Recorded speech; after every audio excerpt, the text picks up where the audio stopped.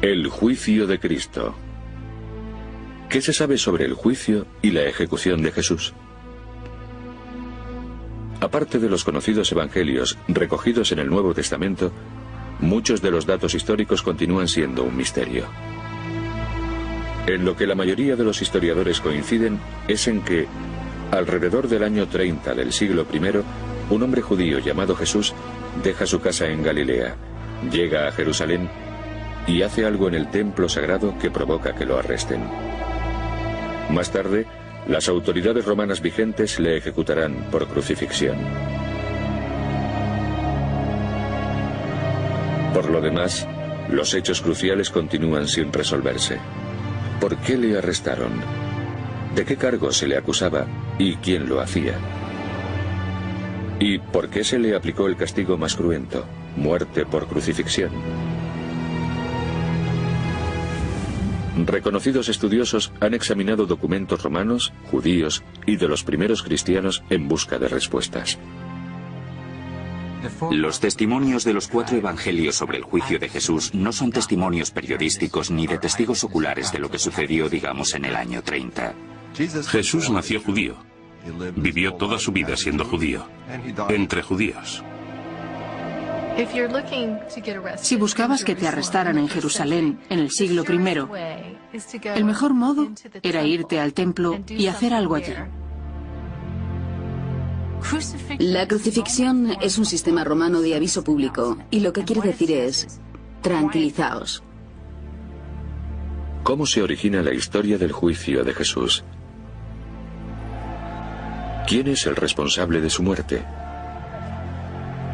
¿Qué eco tiene el episodio de la pasión de Jesús a través de la historia? La lectura del episodio de la pasión puede resultar arriesgada para tu salud espiritual.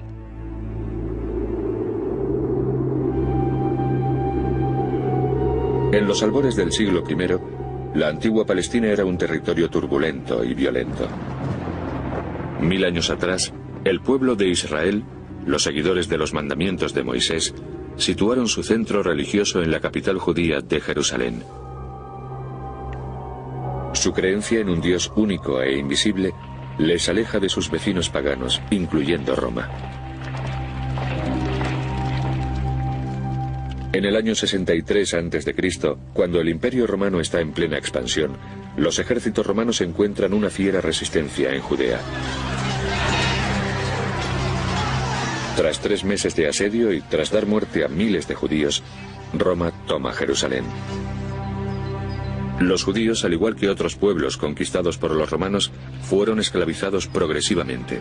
Los dirigentes romanos cobraron duros impuestos a los judíos e impusieron la ley marcial para salvaguardar el orden. Los romanos administraban su imperio de un modo muy pragmático. Les bastaba con que sus súbditos pagasen sus impuestos y mantuviesen la paz. No les exigían que les quisieran, no les exigían que creyesen en su imperio. Solo querían que estuvieran tranquilos y que pagasen impuestos. Para mantener la paz en la región conflictiva, los romanos nombraron a Herodes el Grande como rey de los judíos. Según el historiador del siglo I, Josefo, Herodes y sus sucesores utilizaban la tortura y el asesinato para consolidar su poder y acabar así con el disentimiento de los rebeldes judíos. El judaísmo no fue un movimiento monolítico. Había oportunidades para protestar, para profetizar, para crear agitación de modo religioso y social. En aquella época, en Judea, abundaban los líderes proféticos que anunciaban la llegada de los últimos días, el momento en que Dios intervendría para establecer un reino justo en la tierra, libre de Roma. Se podía escuchar una voz enfadada que se levantaba desde el desierto y atravesaba el río Jordán. Era la de Juan el Bautista. Juan el Bautista creía evidentemente en que tendría lugar una visita o intervención divina para el juicio en un futuro próximo. Por eso hacía un llamamiento de arrepentimiento al pueblo, para que estuviesen preparados. La fama de Juan el Bautista crecía entre los judíos. Sin embargo, se enfrentó con las autoridades cuando acusó a Herodes Antipas, sucesor de Herodes el Grande, de violar la ley judía con un matrimonio ilegítimo. Como venganza personal y sin juicio, Herodes le hizo decapitar. De este mundo judío tumultuoso, sobre el año 27 del siglo I, surge uno de los seguidores de Juan el Bautista, Jesús de Nazaret. Era un hombre santo, un profeta, un mago, un sanador. Y a la vez que él hacía todo esto, por lo que sabemos, muchos otros también lo hacían en la sociedad judía del siglo I. Jesús se separa del movimiento de Juan y sigue su propio camino. Mientras que Juan el Bautista era un hombre lleno de odio que estaba en la parte oscura, Jesús fue un revolucionario de la bondad y no del odio. Y eso es lo novedoso. Jesús viaja a través de la Judea ocupada por los romanos, predicando a los judíos oprimidos sobre una comunidad de no violencia y de igualdad. Al principio apenas suponía una amenaza para los romanos, pero cuando comenzó a anunciar un nuevo reino, se convirtió en una ofensa directa contra el poder romano. Los romanos habrían comenzado a pensar, espera un momento, no estamos en una sociedad de igualdad, debemos dirigir el mundo dentro de un sistema jerárquico. El emperador en lo alto de la pirámide y el resto tiene que estar en algún lugar por debajo de él. Los romanos se tomaron su tiempo para darse cuenta de que, por supuesto, aquel movimiento podía suponer una amenaza política. Los pasajes bíblicos fueron interpretados por muchos como la predicción de que un nuevo reino de Dios llegaría durante una de las 3 festividades anuales judías. Pero sobre todo se reunía gran expectación alrededor de una en particular, la Pascua. La Pascua era una de las festividades de peregrinaje en las que miles de judíos acudían a Jerusalén para realizar ofrendas en el templo. De este modo conmemoraban el éxodo de Egipto, así que era natural que los judíos centrasen sus esperanzas en la llegada de un nuevo éxodo. Cuando los judíos se reúnen para celebrar el éxodo de Egipto, de la esclavitud a la libertad, hay grandes esperanzas de que un nuevo líder, un Mesías, aparezca para liberarlos de sus nuevos opresores, los romanos. Pero las tensiones también son grandes, y los romanos, conscientes del potencial de revuelta, envían miles de tropas a Jerusalén. En este entorno explosivo, Jesús hace su aparición. La escena del crimen está servida.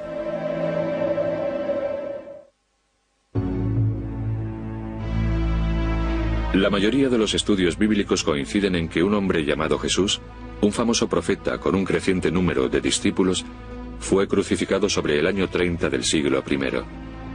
Aún 2000 años después, los historiadores siguen buscando las pruebas como ¿qué crimen cometió? ¿Cómo fue juzgado y por qué fue sentenciado a muerte? Cualquiera que fuese su delito, parece cierto que sucedió durante la festividad judía de la Pascua y que la supuesta escena del crimen fue el Templo de Jerusalén. El Templo de Jerusalén fue una estructura extraordinaria construida por Herodes el Grande, uno de los maestros constructores del mundo antiguo. Se comenzó a construir en el 19 a.C. y se levantó con el esfuerzo de miles de trabajadores que lo terminaron después de varias décadas. La plataforma del templo todavía perdura. En la actualidad es un santuario musulmán, el domo o la mezquita de la roca. No debemos imaginarnos el templo simplemente como un edificio en el que entrar. En realidad, era una serie de patios junto con una inmensa plataforma construida sobre una colina. Era tan grande que si nos ajustamos a las medidas modernas, podría equivaler a 5 o 6 campos de fútbol. Unos 35 acres ocupaba la plataforma. El Templo de Jerusalén no era solo un lugar de culto, también era un centro para el pueblo, para una nación, un lugar sagrado, un lugar de peregrinaje, un sitio de reunión, el corazón de la aristocracia de esa tierra. El templo también era el centro de muchas redes sociales y poderosas de la sociedad. El templo, como escena del crimen, es importante en su vertiente de culto y en la comercial. Común a las dos es el antiguo ritual del sacrificio animal. Existen pruebas tanto literarias como arqueológicas que nos dicen que se vendían animales para el sacrificio fuera de los límites del monte del templo. De hecho, hay una inscripción en hebreo que dice Korban, sacrificio, con un dibujo de 2 tórtolas. Ese es un ejemplo de los sacrificios que hacía el pueblo. Para ofrecer sus sacrificios en el templo sagrado, los peregrinos llegaban incluso desde Roma y Egipto. Darles cobijo a los visitantes, cambistas y vendedores de animales comenzó a convertirse en una parte necesaria y habitual de la vida en el templo. Cambiaban las monedas extranjeras por divisas judías locales y abastecían a los fieles con útiles para el sacrificio. Estos servicios se situaban en zonas fuera de los límites del templo y posiblemente en los patios más alejados de la plataforma. El patio más alejado, el patio de los gentiles, era el lugar menos sagrado. Y de hecho casi todo el mundo podía entrar. Judíos, no judíos, gentes de todas las etnias y religiones podían acceder a esta zona fuera del templo. Pero a diferencia del patio de los gentiles, los patios interiores eran una serie de espacios restringidos y con muchas reglas, que se volvían más sagrados a medida que se aproximaban al centro. En el santuario más secreto, el espacio más sagrado donde se creía que moraba el Espíritu de Dios, la entrada estaba restringida a todos excepto a los sacerdotes. Uno no podía ir a los sitios que le apeteciesen. Existen pruebas arqueológicas, grandes inscripciones en piedra, que explican quién podía entrar en la siguiente estancia. Y si infringías ese orden, la pena era la muerte. En períodos como la Pascua, con miles de peregrinos convergiendo en el templo, el control de la multitud es una tarea importante. Si las autoridades religiosas no pueden mantener la paz y el orden, hay otra autoridad que sí puede. Las autoridades que dirigían el templo eran sacerdotes judíos. Llevaban a cabo los rituales en el templo y ayudaban en la disposición de las leyes, definiendo a quién se le permitía acceder al templo. Pero si nos fijamos en la estructura del templo, reconocemos de inmediato que en la esquina noreste había una fortaleza romana enorme, con garitas, donde se situaban los soldados romanos. Así que lo que vemos es un templo en tierras ocupadas por los ejércitos romanos y supervisado por las autoridades romanas. Estamos en el año 30, celebrando la festividad de la Pascua, el éxodo de los israelitas desde Egipto. Los profetas están predicando la libertad. Los judíos están rezando para que un nuevo salvador como Moisés o el rey David vuelva a liberarlos. Y los romanos están fuera con todos sus efectivos para apagar cualquier foco de rebelión. La esperanza de los judíos en que Dios intervendría en la historia en uno de los festivales de peregrinación era tan fuerte que los gobernadores romanos decidieron estar en Jerusalén durante los festivales para que si algo sucedía estuviesen preparados para acallarlo. Es entonces cuando, según dicen los evangelios, Jesús entra en Jerusalén y la multitud le aclama como rey. Jesús se dirige al templo y ofende a las autoridades. Marcos 11, versículo 15. Y entrando en el templo, se puso a arrojar a los que allí compraban y vendían. Volcó las mesas de los cambistas y los asientos de los que vendían palomas. Y les enseñaba diciendo: ¿no está escrito que mi casa ha de ser casa de oración para todas las gentes? Pues vosotros la habéis hecho cueva de ladrones. La actitud radical de Jesús enturbiando la paz e interrumpiendo las actividades del templo habría bastado para considerarlo un delito según las leyes del siglo I. Y cuando invoca las fieras palabras del Viejo Testamento del profeta Jeremías, ya ha sobrepasado los límites en su crítica a las autoridades del templo. Lo que Jesús hizo en el templo, citando a Jeremías, es destruir el templo de un modo simbólico. Acaba con su base fiscal, con los impuestos, con los sacrificios. Es igual que si alguien entrase en un destacamento en la guerra de Vietnam y salpicase de ketchup todos los documentos. No acabaría con la guerra, ni destruiría al Pentágono, ni siquiera al destacamento, pero se trata de un acto de negación simbólica y profética. La mayoría de los estudiosos opinan que los actos de Jesús en el templo desencadenaron su arresto. Es el líder del famoso movimiento. Se dirige directamente al templo, al corazón religioso y al centro político de Judea, y causa destrozos materiales. Todo ello bajo la atenta mirada de los nerviosos judíos y de las autoridades romanas que están en alerta por la posibilidad de revueltas e insurrecciones. Sin embargo, el delito de Jesús, según se describe en los evangelios, queda cubierto de misterio para los historiadores. ¿Por qué se le permite a Jesús abandonar el templo indemne? Al fin y al cabo había policía en el templo y los romanos estaban allí al lado en su fortaleza y podían haber llegado en 5 minutos. Esto habría conducido al arresto de Jesús allí mismo, en aquel mismo momento. No creo que sea una historia plausible. En la historia, Jesús actúa en el templo y continúa yendo a Jerusalén a predicar durante los días posteriores. En realidad, seguramente hubiesen arrestado a Jesús en el momento y posiblemente habría sido ejecutado poco tiempo después. Algunas personas dicen que no le arrestaron inmediatamente.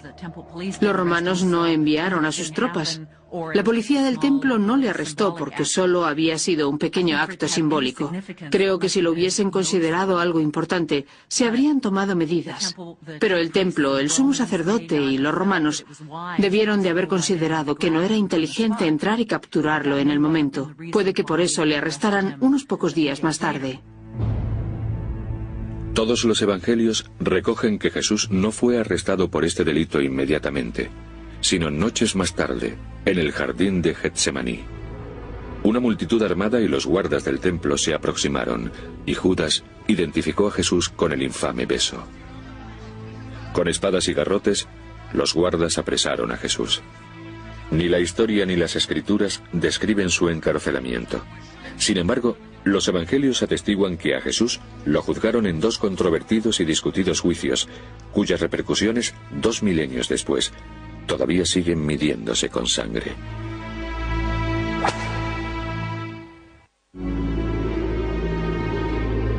El juicio de Jesús sigue siendo uno de los juicios más famosos y enigmáticos de la historia. Fue arrestado y crucificado en la primavera del año 30 del siglo I. Pero ni las pruebas históricas ni los evangelios nos dicen exactamente qué crimen había cometido Jesús. Los estudiosos sospechan que pudo ser a causa de alguno de los actos que llevó a cabo en el templo de Jerusalén. Después de ser arrestado, se le llevó no a un juicio, sino a 2. El primero con autoridades judías, el segundo con las romanas. Sin embargo, no existen informes romanos ni judíos sobre tal juicio. Por ello, los estudiosos deben confiar en los indicios de los evangelios escritos 40 o 60 años más tarde. Opuestamente a la creencia popular, los evangelios no fueron escritos por los discípulos reunidos alrededor de Jesús en la última cena. Son obras anónimas que posteriormente adquirieron los nombres de los primeros seguidores de Jesús. Los escritores de los evangelios no conocieron a Jesús, ni presenciaron su crimen, ni su juicio, ni su sentencia. El episodio del juicio de Jesús en los 4 evangelios en Mateo, Marcos, Lucas y Juan no es un episodio periodístico ni de testigos oculares que recojan lo sucedido sobre el año 30. Estos fueron escritos entre el año 70, 80 y 90, al menos 40 o 60 años después de la muerte de Jesús. Jesús estuvo en activo a finales de los años 20 y principios de los años 30 del siglo I, mientras que el primer evangelio lo escribió Marcos 35 años después, y los otros todavía más tarde. Así pues, en ese intervalo hubo mucha tradición oral. Algunas cosas se olvidaron, quizás otras se adornaron o embellecieron. Es difícil estar seguro de los acontecimientos. El primer evangelio, el de San Marcos, dice que el primer juicio de Jesús fue frente a un tribunal judío llamado Sanedrín. Algunos estudiosos defienden que el Sanedrín era un tribunal supremo, otros que era una especie de senado. Yo creo que no era ninguna de las dos cosas. Mi punto de vista es que el Sanedrín era un organismo ad hoc que se reunía de vez en cuando para aconsejar a los sumos sacerdotes. Formado por aristócratas, sacerdotes y ancianos, el Sanedrín trataba asuntos relacionados con la ley judía como la profanación del sábado, el culto a los ídolos y la blasfemia al Dios de Israel. Era asunto del sumo sacerdote Caifás interrogar a Jesús y emitir su veredicto. Según San Marcos, cuando da comienzo el juicio del Sanedrín, los sacerdotes llaman a los testigos que aseguran que Jesús amenazó con destruir el templo. Pero los testimonios no concuerdan y las autoridades proceden al interrogatorio tomando otro cariz. Le preguntan a Jesús si él es el Hijo de Dios. Marcos 14, versículo 61.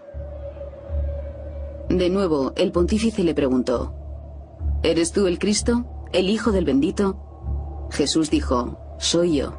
Y veréis al Hijo del Hombre sentado a la diestra de la Omnipotencia y venir entre las nubes del cielo. Caifás, sorprendido por la declaración de Jesús de que su sitio está al lado del Dios de Israel, se rasga sus vestiduras como marca la tradición para mostrar su descontento. Entonces el pontífice exclama: ¿Qué necesidad tenemos ya de testigos? Habéis oído la blasfemia. ¿Qué os parece? Y el Sanedrín condenó a muerte a Jesús. Era una blasfemia que Jesús se pusiese a sí mismo en el mismo nivel de Dios. En la tradición judía, que alguien se proclame Dios o Hijo de Dios es una blasfemia, porque solo existe un Dios de Israel. Según la ley judía, Jesús es culpable de blasfemia, un delito que tradicionalmente conllevaba la sentencia de muerte por lapidación. Pero bajo la ocupación romana es una sentencia que al Sanedrín no le está permitido aplicar.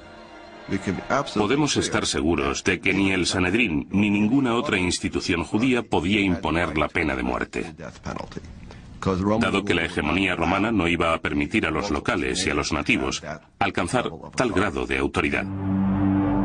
Siguiendo la ley romana, el Sanedrín lleva a Jesús a manos de la autoridad romana que podía, y así lo hacía, ejecutar a los criminales. Pero el Sanedrín y los romanos tenían ideas muy distintas sobre qué delitos debían de ser castigados con la muerte. Ninguna acusación de blasfemia, por muy completa y detallada que fuese, hubiese inquietado a los romanos. No les preocupaban las blasfemias judías. Les preocupaba, y mucho, cualquier elemento subversivo contra la ley y el orden romanos. Lo que las autoridades romanas encontraron subversivo fue que Jesús se proclamase rey o Mesías. En el siglo I, la imagen del Mesías era la de un rey que liberaba al pueblo de la opresión. En la época de Jesús, entre el pueblo existían esperanzas diversas en que llegaría un líder del pueblo en los últimos días o en la nueva era. Así que esperaban a un sumo sacerdote último y definitivo, a un profeta último y definitivo y también a un rey último y definitivo. Cuando se refieren a Jesús como el Mesías, es la imagen de un rey ungido, un rey definitivo de los últimos días. Los romanos no podían tolerar que nadie se proclamase rey. A la mañana siguiente, tras la audiencia con el Sanedrín, Marcos cuenta que se llevan a Jesús al cuartel general de los romanos, donde será juzgado por el gobernador romano de Judea, Poncio Pilato. Pilato es una figura histórica real, atestiguada en varios medios. Por ejemplo, se descubrió una inscripción en Cesarea, en Israel, con su nombre y su título. Sin embargo, nuestra fuente principal es Josefo, un historiador judío que escribió en el siglo I de nuestra era. Según Josefo, Pilato tenía una personalidad fuerte y despiadada. Dos documentos distintos del siglo I transmiten que Pilato era brutal en exceso. En el año 26 sofocó una rebelión judía por medio de agentes camuflados que se mezclaron entre la multitud golpeando y asesinando a los participantes. En el año 36, Pilato envió a su caballería para degollar a miles de peregrinos samaritanos durante una festividad religiosa. Demasiado brutal incluso para el criterio romano. Se le envía a Roma y es destituido de su cargo por la masacre. Ahora, en la segunda fase del juicio, Pilato, la suprema autoridad de Judea, conocido por su crueldad, interroga a Jesús. Marcos 15, versículo 2. Pilato le preguntó, ¿eres el rey de los judíos? Y él le contestó, tú lo dices. Que Jesús se proclamara rey de los judíos o que el pueblo le aclamase como rey de los judíos era un acto revolucionario. Era como decir, no queremos una provincia imperial con un gobernador romano, queremos tener nuestro propio rey. Los romanos tenían el monopolio del nombramiento del rey de los judíos, así que llamar así a Jesús de manera que se entendiese rey de los judíos sería inmediatamente un punto álgido de conflicto con Pilato.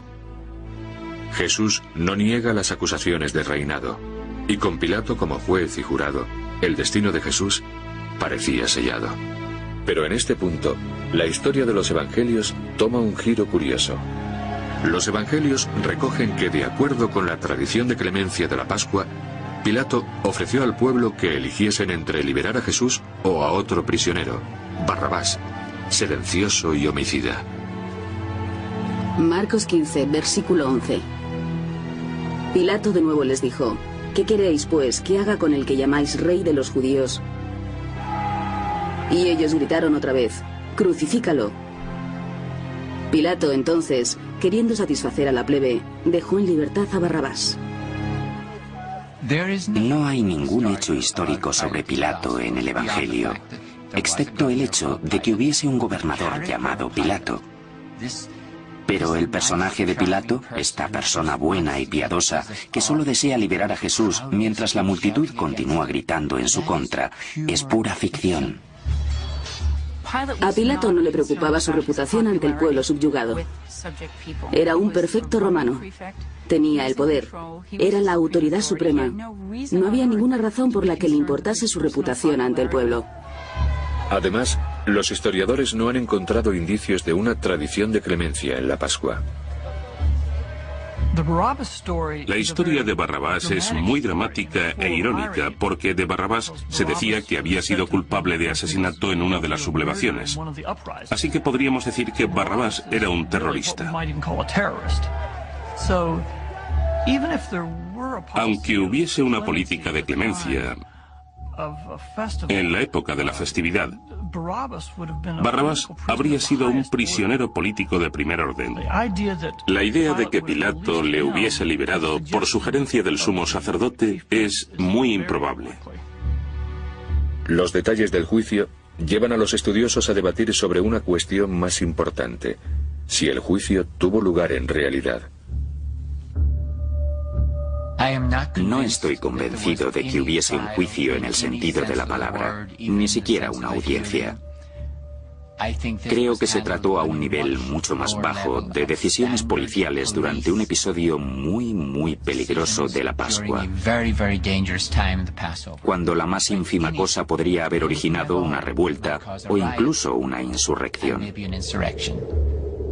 Parece lógico que la policía del templo arrestara a Jesús cuando no estaba rodeado de la multitud. Le llevase a los sumos sacerdotes para que lo interrogasen y después los sumos sacerdotes lo enviasen a Pilato, acusado por insurrección y rebelión. Entonces Pilato lo interrogó y decidió que debía ser crucificado. Todo esto me parece más probable. No existe razón alguna para que Pilato, que representa al Imperio Romano en Judea, dedique su tiempo a dar audiencia a alguien que tiene un origen social tan bajo que puede que le crucifiquen. Así pues, históricamente hablando, es muy improbable que hubiese una audiencia, y mucho menos un juicio. Estoy seguro de que hubo un juicio. Por muy breve o injusto que fuese, tuvo que haber un juicio. Y habría habido acusaciones, testigos y un juicio no con jurado, sino con el gobernador de Roma, que era el sumo pontífice y el único en Palestina que tenía derecho a aplicar la pena de muerte.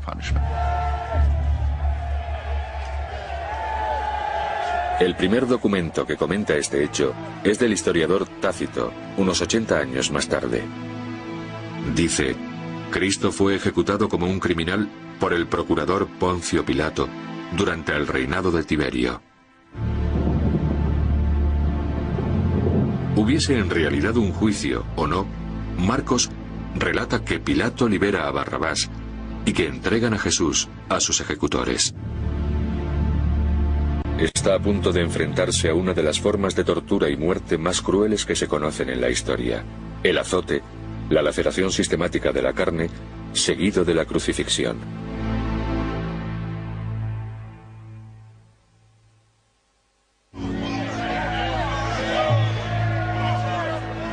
Según los evangelios, pocas horas después de su juicio ante Pilato, Jesús comienza un proceso mortal en dos partes a la manera romana: azote y crucifixión.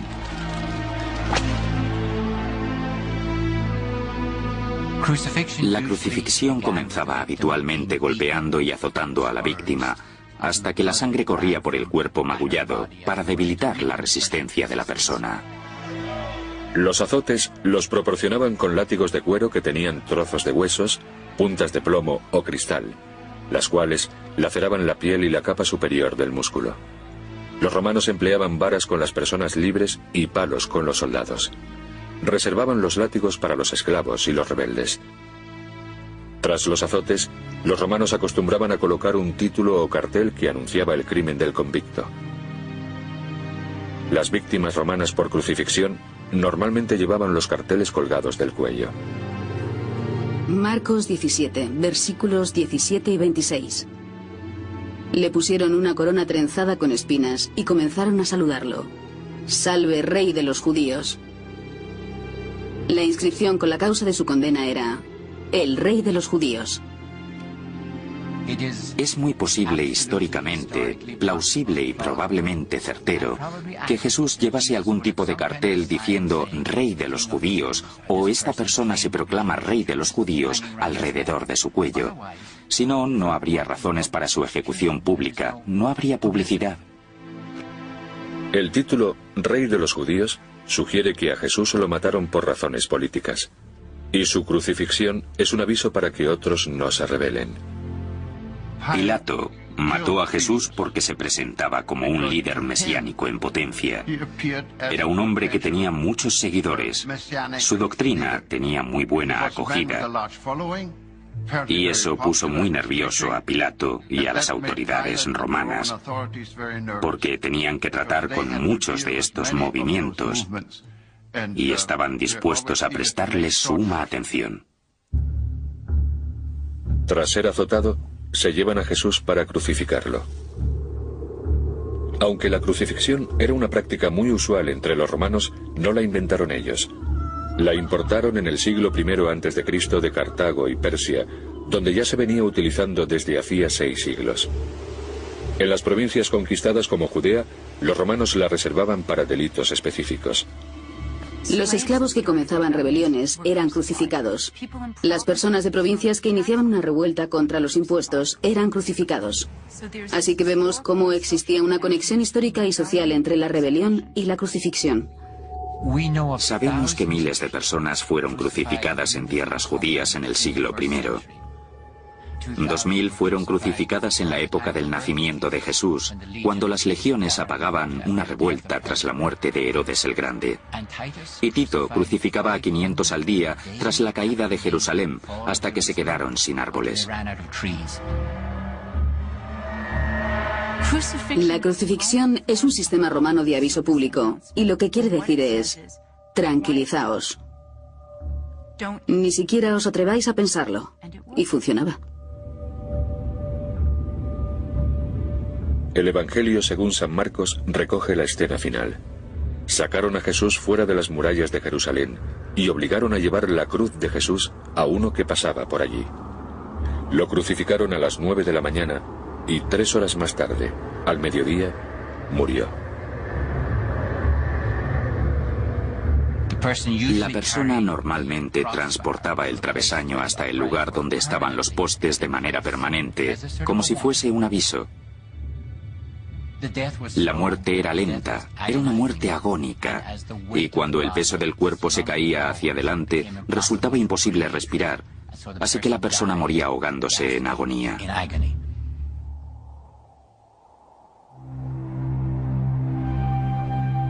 La ejecución pública de Jesús es un aviso para otros que representaban una amenaza a las autoridades. Pero, ¿qué sucedió con los seguidores de Jesús? Los evangelios dicen que a Jesús lo crucifican junto con ladrones, no con miembros de su movimiento. El hecho de que crucificasen a Jesús solo y no con sus seguidores puede indicar que la rebelión no había avanzado hasta un estado en el que necesitasen deshacerse del grupo entero. El hecho de que los seguidores de movimientos proféticos similares fuesen crucificados, mientras que no fue así con los del movimiento de Jesús, indica que aunque consideraban a Jesús como una amenaza, el movimiento aún no era lo bastante grande como para que el Imperio Romano se preocupase de ir a la caza del resto de sus miembros. Aparentemente, en este caso, Pilato ya estaba satisfecho. Si tenía la cabeza visible, no le hacía falta más, y probablemente el resto de los miembros se disgregase después. La ejecución de Jesús representa un golpe traumático para sus seguidores. ¿Cómo pudo el Mesías, aclamado rey tan solo unos días antes, terminar ejecutado como un delincuente más? Tendrían que pasar 40 años hasta que en la siguiente generación a la de los seguidores de Jesús se escribiese su historia en los evangelios. El modo en el que describen el juicio cambiará el curso de la historia de los próximos 2000 años. Se trata de la ejecución más famosa de la historia. Y aún 2000 años más tarde, quedan cuestiones sin despejar sobre el juicio y los acontecimientos que condujeron a la crucifixión de Jesús. ¿Quién escribió la historia del juicio? ¿Por qué los detalles del juicio a menudo difieren con las fuentes históricas? ¿Y quién fue el responsable de la muerte de Jesús? El secreto sobre el juicio de Jesús puede que solo se encuadre en las décadas posteriores a su muerte.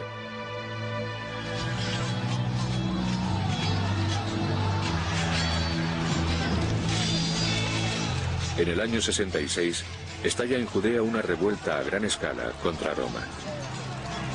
Con 80.000 tropas, Tito, el hijo del emperador, mata brutalmente a miles de judíos y se lleva a miles de ellos para convertirlos en esclavos. Sobre el año 70, Jerusalén yace en ruinas, el templo ha sido destruido y sus tesoros sagrados han sido llevados a Roma. En la época de esta catástrofe, los autores de los evangelios recogen la vida, muerte y el juicio de Jesús.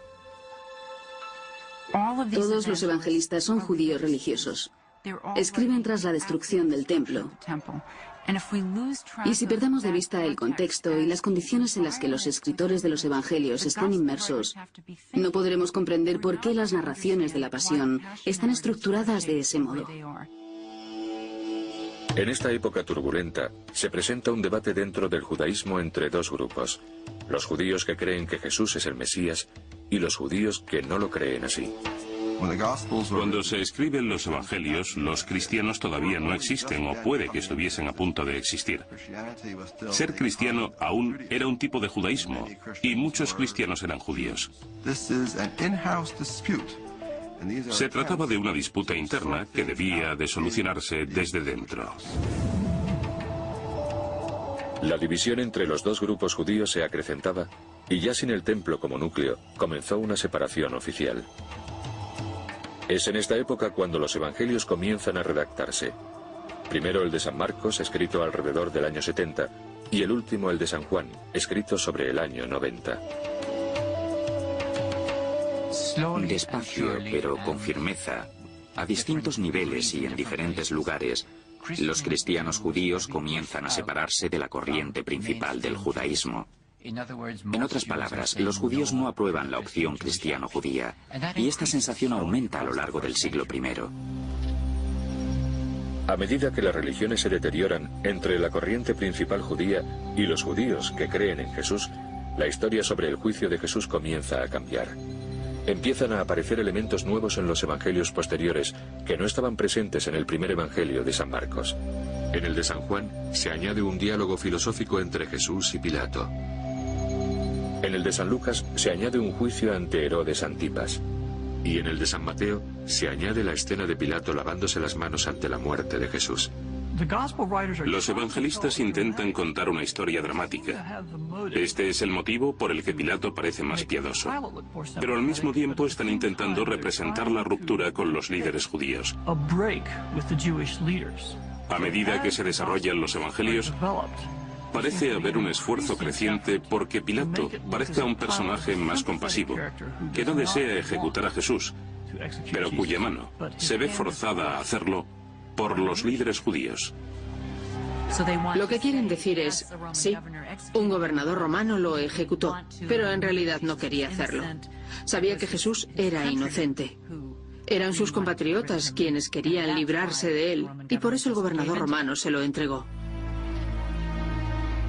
A medida que los evangelistas rompen con sus propias comunidades judías, revelan estas tensiones en sus escrituras. El resultado es una secuencia de narraciones de la pasión que se vuelven más compasivas con Pilato y los romanos y más antagonistas con los judíos. Marcos habla de una multitud en los 70. Mateo en los 80 dice que todo el pueblo está en contra de Jesús. Y Juan en los 90 habla de los judíos, aunque el propio Jesús es judío. Esto refleja la alienación creciente de este grupo en relación a su propio pueblo. El versículo más controvertido de los evangelios está en Mateo 27. Exculpa completamente a Pilato y culpa claramente a los judíos. Mateo 27, versículo 24.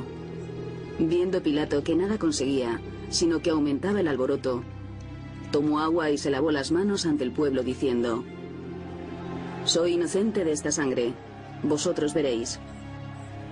Y respondió todo el pueblo: «Caiga su sangre sobre nosotros y sobre nuestros hijos». Caiga su sangre sobre nosotros y sobre nuestros hijos. La frase solo se dice, por cierto, en el Evangelio según San Mateo. Significa sencillamente nos hacemos responsables de su ejecución. Sin embargo, ha tomado un significado horrible, como si de alguna manera responsabilizase a los judíos, no solo a los del siglo I, sino a todos los judíos, de la muerte de Jesús.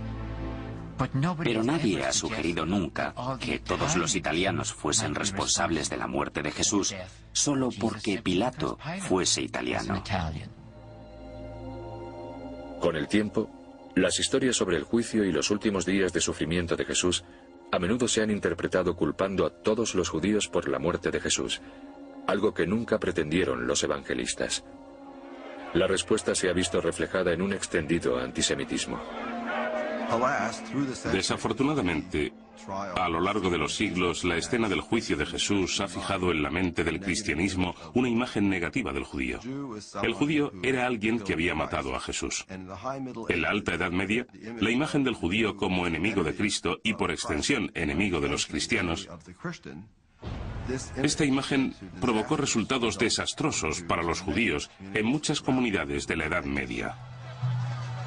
El antisemitismo enraizado en la historia del juicio continuó en las cruzadas, en la Inquisición, en los pogromos del este de Europa y en el Holocausto. En 1962, el Papa Juan XXIII convocó un concilio ecuménico de la Iglesia, el Vaticano II. En él se reconoció que la historia del juicio había sido malinterpretada durante siglos. El Concilio Vaticano II buscaba enderezar los registros, declarando que no se podía culpar por la muerte de Jesús ni a los judíos de la época de Jesús, ni a los judíos de hoy en día. Esto casi lleva al Holocausto, a comenzar una nueva maniobra de lectura de los textos y a reconocer en ellos el núcleo del desprecio hacia el pueblo judío.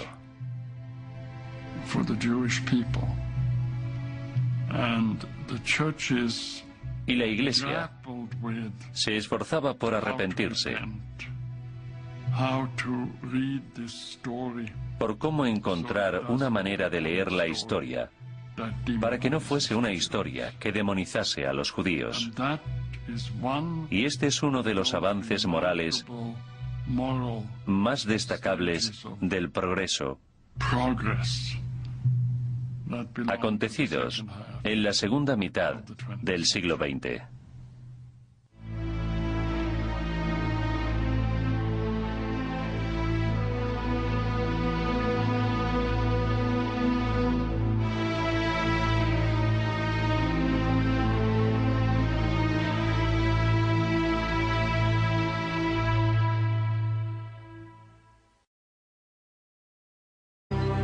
Los judíos, al igual que otros pueblos conquistados por los romanos, fueron esclavizados progresivamente. Los dirigentes romanos cobraron duros impuestos a los judíos e impusieron la ley marcial para salvaguardar el orden. Los romanos administraban su imperio de un modo muy pragmático. Les bastaba con que sus súbditos pagasen sus impuestos y mantuviesen la paz. No les exigían que les quisieran, no les exigían que creyesen en su imperio. Solo querían que estuvieran tranquilos y que pagasen impuestos. Para mantener la paz en la región conflictiva, los romanos nombraron a Herodes el Grande como rey de los judíos. Según el historiador del siglo I, Josefo, Herodes y sus sucesores utilizaban la tortura y el asesinato para consolidar su poder y acabar así con el disentimiento de los rebeldes judíos. El judaísmo no fue un movimiento monolítico. Había oportunidades para protestar, para profetizar, para crear agitación de modo religioso y social. En aquella época, en Judea, abundaban los líderes proféticos que anunciaban la llegada de los últimos días, el momento en que Dios intervendría para establecer un reino justo en la tierra, libre de Roma. Se podía escuchar una voz enfadada que se levantaba desde el desierto y atravesaba el río Jordán. Era la de Juan el Bautista. El juicio de Cristo. ¿Qué se sabe sobre el juicio y la ejecución de Jesús? Aparte de los conocidos evangelios recogidos en el Nuevo Testamento, muchos de los datos históricos continúan siendo un misterio. En lo que la mayoría de los historiadores coinciden es en que, alrededor del año 30 del siglo I, un hombre judío llamado Jesús deja su casa en Galilea, llega a Jerusalén y hace algo en el templo sagrado que provoca que lo arresten. Más tarde, las autoridades romanas vigentes le ejecutarán por crucifixión. Por lo demás, los hechos cruciales continúan sin resolverse. ¿Por qué le arrestaron? ¿De qué cargo se le acusaba y quién lo hacía? ¿Y por qué se le aplicó el castigo más cruento, muerte por crucifixión? Reconocidos estudiosos han examinado documentos romanos, judíos y de los primeros cristianos en busca de respuestas. Los testimonios de los 4 evangelios sobre el juicio de Jesús no son testimonios periodísticos ni de testigos oculares de lo que sucedió, digamos, en el año 30. Jesús nació judío. Vivió toda su vida siendo judío, entre judíos. Si buscabas que te arrestaran en Jerusalén por los romanos, predicando a los judíos oprimidos sobre una comunidad de no violencia y de igualdad. Al principio apenas suponía una amenaza para los romanos, pero cuando comenzó a anunciar un nuevo reino, se convirtió en una ofensa directa contra el poder romano. Los romanos habrían comenzado a pensar, espera un momento, no estamos en una sociedad de igualdad, debemos dirigir el mundo dentro de un sistema jerárquico. El emperador en lo alto de la pirámide y el resto tiene que estar en algún lugar por debajo de él. Los romanos se tomaron su tiempo para darse cuenta de que, por supuesto, aquel movimiento podía suponer una amenaza política. Los pasajes bíblicos fueron interpretados por muchos como la predicción de que un nuevo reino de Dios llegaría durante una de las 3 festividades anuales judías. Pero sobre todo se reunía gran expectación alrededor de una en particular, la Pascua. La Pascua era una de las festividades de peregrinaje en las que miles de judíos acudían a Jerusalén para realizar ofrendas en el templo. De este modo conmemoraban el éxodo de Egipto, así que era natural que los judíos centrasen sus esperanzas en la llegada de un nuevo éxodo.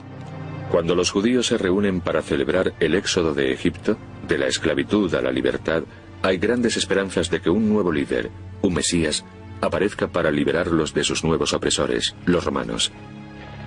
Pero las tensiones también son grandes. Y los romanos... Bautista creía evidentemente en que tendría lugar una visita o intervención divina para el juicio en un futuro próximo. Por eso hacía un llamamiento de arrepentimiento al pueblo, para que estuviesen preparados. La fama de Juan el Bautista crecía entre los judíos.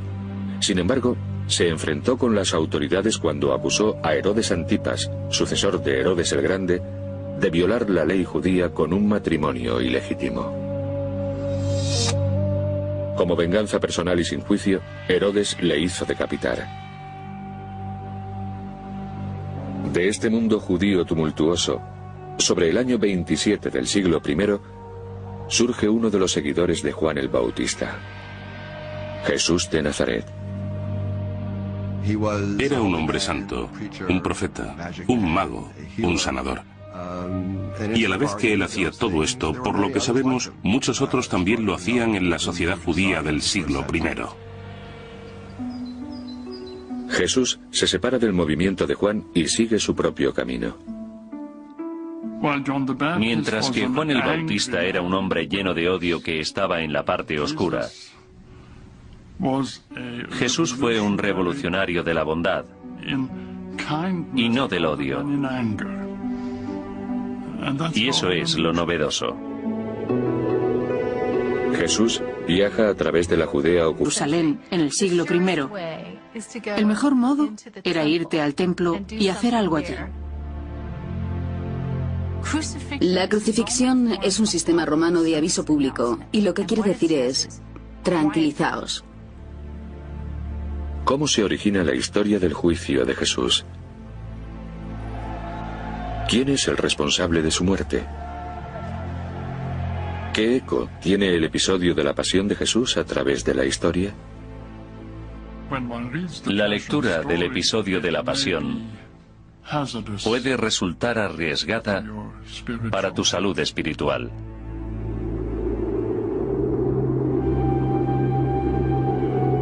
En los albores del siglo I, la antigua Palestina era un territorio turbulento y violento. 1000 años atrás, el pueblo de Israel, los seguidores de los mandamientos de Moisés, situaron su centro religioso en la capital judía de Jerusalén. Su creencia en un Dios único e invisible les aleja de sus vecinos paganos, incluyendo Roma.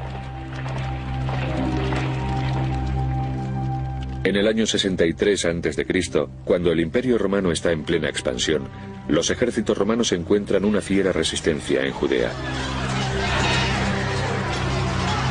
Tras 3 meses de asedio y tras dar muerte a miles de judíos, Roma toma Jerusalén.